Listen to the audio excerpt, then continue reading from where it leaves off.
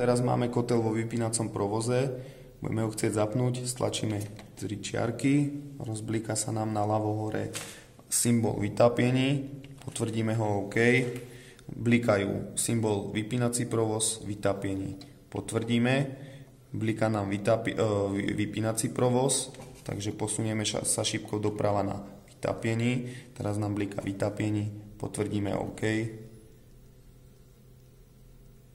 kotel si to prebere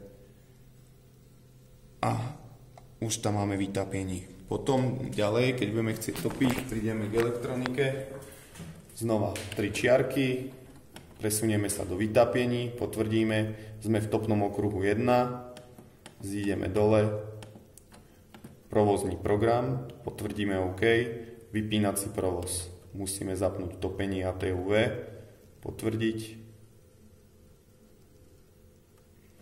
vrátime sa šipkou naspäť, šipkou doprava sa presunieme na topný okruh 2, potvrdíme, znova provozný program, znova by sme dali iba topenie ATUV, si to prebere šipkou naspäť a je tam ešte tretí okruh, znova potvrdiť provozný program, topenie ATUV, potvrdiť. A kotel nám už štartuje, lebo má požiadavku na topenie z tých radiátorov. A stejne to isté sa vypína.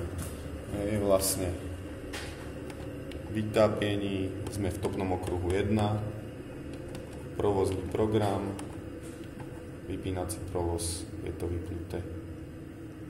Si to prebere šipkou naspäť, topný okruh 2, provozný program, vypínací provoz a už sa zatvára trojcestný ventil. A to topný okruh 3, provozný program, vypínací provoz. To šipkou naspäť vrátime menu a znova vypneme vlastne ten kotel potom. Zasvietím. 3 čiarky, znova to menu vľavo bliká topení, potvrdíme, rozbliká sa vypínací topení, potvrdím OK, bliká nám ten, čo je aktívny, takže topení, vypneme ho do vypínacieho, potvrdiť OK.